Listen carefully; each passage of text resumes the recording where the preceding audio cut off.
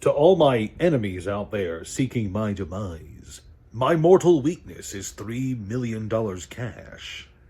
Hey there, kiddos, and welcome back to the channel. I'm Uncle Frank. I'm that you are having a great day, and in today's video, I'd like to sit back in my squeaky chair. That's right, we got the chair fixed. It is right as rain. We can go back to being squeaky once again.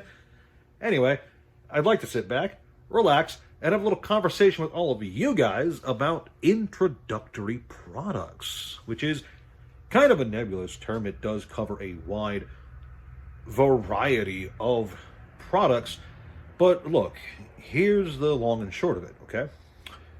The average fan, player, collector, whatever, of a TCG is only going to really be in it for about 2 to 3 years, right? And companies know this. There's been loads of market research done on this. For one reason or another, fans will get into the game, try it out, maybe even love it, but the vast majority of them will not stick around for more than 3 years-ish maximum. For some games, it's 2 years. For others, it's 3. But on average, it's 2 to 3 years. And so, to replace these fans that are always leaving, companies need to find ways to bring newer fans, newer players into their game to keep things going, keep that money train rolling, and just keep that wheel of new fans into old fans into leaving fans turning. Good stuff. One of the ways that companies have found and have been using since basically the beginning of TCGs in general is products specifically designed to get new players into the game, to teach them how to play the game, and potentially turn them, ideally, into long-term fans and collectors of the game. And for each of the card game companies out there, there have been various different kinds and different approaches to the new player experience.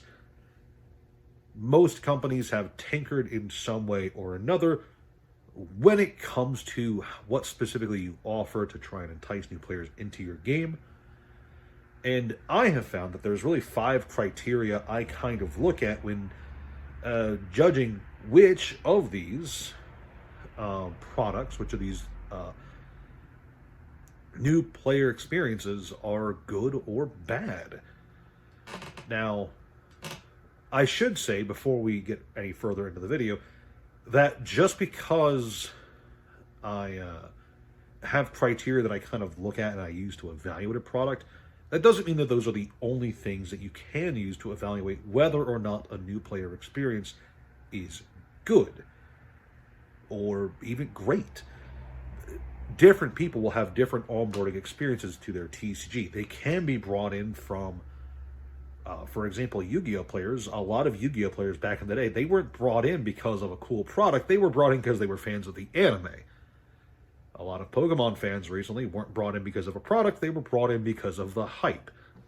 And a lot of Magic fans weren't brought in because of a great product. They were brought in because they were kidnapped at 3 in the morning in a Denny's parking lot. And all 3 of their friends told them that if they didn't play Magic the Gathering, they were going to lose their toes. But I digress. In general, there are a few things I look at when kind of evaluating new player onboarding experiences. Okay, there's the affordability aspect, there's the informative aspect, there's the strength, there's the balance, and of course there's the collectability, because we all love our collectible cardboard pieces. And let me explain one thing. Ideally, there's a nice balance of these 5 aspects. And I'll explain what I really mean by each of them in just a second. But just because one or perhaps multiple aspects are missing from a product doesn't mean it's automatically bad. One really good product could be missing the balance nature, right? Or it could be missing strength or whatever. But ideally, it'll have all 5 of these aspects present. Now, what do I mean by each of them? Okay. Affordability is simple. Is the product itself affordable? I've said it before, and I'll say it again. The ideal intro product is free. Free demo decks, free demo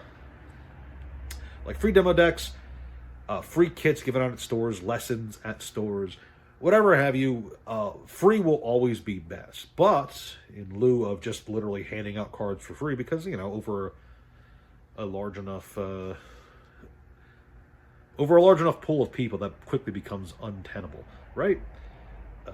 Really, what I'm looking for is, while free is optimal, right? I mean, everyone loves free stuff. I'm really looking for about $10 to $20 per person for introductory products.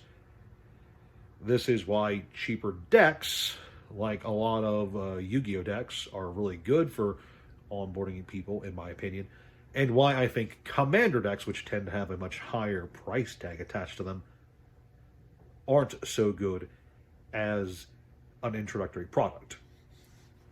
The informative aspect, I think, should be kind of exactly what it says on the tin, right? You want your new player experience to do its best to teach them how to play the game. And to use the Yu-Gi-Oh! Versus Magic the Gathering example again, the older Yu-Gi-Oh! decks, especially like starter deck Yugi, Kaiba, Joey, Pegasus, they used to come with these really informative little rules pamphlets that taught players the basics of Yu-Gi-Oh! And explained pretty much all of the relevant rules back in the day.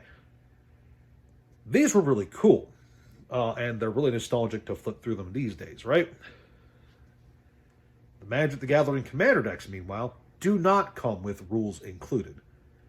In fact, Commander, since it's not the primary intended format for Magic, because it's supposed to be standard or whatever, Commander, in my opinion, is a horrible way to introduce someone to Magic in general, because it plays so vastly differently from other Magic formats. So it's a bad informative product. So on two angles already, the Yu-Gi-Oh! Decks are winning versus Commander decks. Let's see if that trend continues, right? Well, the third criteria is strength. Introductory products don't have to be strong. Obviously, they can be as weak or as strong as are necessary to teach players the game, right? But an introductory product that requires as little tinkering as possible to become competitive at the local scene is going to be vastly better than an intro product that, you hand the guy these cards and they're, $10, it teaches them how to play the game, but also the cards are awful, so they'll never use them again. Now that feels like wasted money. You'd want your introductory deck to ideally be full of cards that are meta relevant in some capacity, maybe reprints of cards that are seeing a lot of play. Maybe they support an archetype that has been relevant in the Yu-Gi-Oh! Meta for a while, or maybe it includes some new cards that are good support options. Either way, you don't want them walking away from their introductory experience to then realize that what they paid for is basically something that they can't ever really play with again, right? Then there's the balance aspect. This one, I think, is the weakest of the criteria for me personally. Basically, this really only applies to products that are released together, designed to be played with one another. The Yu-Gi-Oh! Decks, for instance. Starter deck Yugi Kaiba, starter deck Joey Pegasus. They released basically at the same time, and they were designed ostensibly to be played off against one another. And for the most part, in my opinion, those decks were fairly well balanced. Magic has the Commander decks. Again, we're going to just keep using these comparisons. When the annual Commander decks or the set-based Commander decks come out, oftentimes what you'll see is one or two of the decks are really good, and the rest are just kind of duds. A better comparison, I think, is the Game Night box, which is a 5-player introductory experience. It comes with like 5 preset decks that are all designed to be played against one another, and for what I have experienced with the 2 different versions I've played, those are fairly balanced and pretty good products. But I will reiterate that I think the balance of a particular product is the least impactful, least important thing. Sorry, cough there. When I'm evaluating introductory products. And finally, there's the collectability aspect. And of course, nothing too fancy here, but is the product something that players would want to have? Are the cards inside something they'd like to have long-term? For instance, let's go back to, you guessed it, starter deck Yugi, starter deck Kaiba, starter deck Joey, starter deck Pegasus. Those foil rare cover cards, the Dark Magician, Blue Eyes White Dragon, Red Eyes Black Dragon, and was it relinquished? I think it was relinquished for Pegasus. I could be wrong, but I'm pretty sure it was relinquished. Those are beautiful foils, right? They look nice. The Dark Magician Red and Blue Eyes had different art compared to their LOB printings. The foil looked phenomenal, and to this day, these printings of the cards are some of the most in-demand and desirable printings of the cards ever made. And that's a good thing.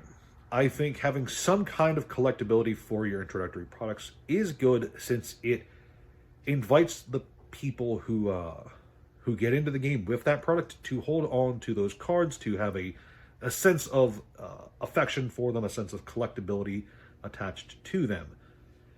After all, again, like I said before, you don't want them walking away from their experience with, oh, I'll never care about these cards again.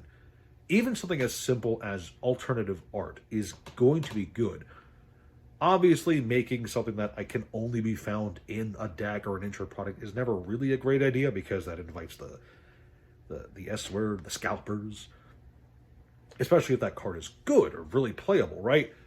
But I do think some aspect of collectability for a introductory product is good, especially if you are the kind of company that cares about the long-term collectability of your collectible card game. I know, crazy stuff, right? So with all of that said, where do I really rank the various introductory products? Well, just to give you a quick list, it is Starter Deck, Yugi, Joey, Kaiba, Pegasus, all the way up the top, because I really like those ones. I like everything about them. They're really great.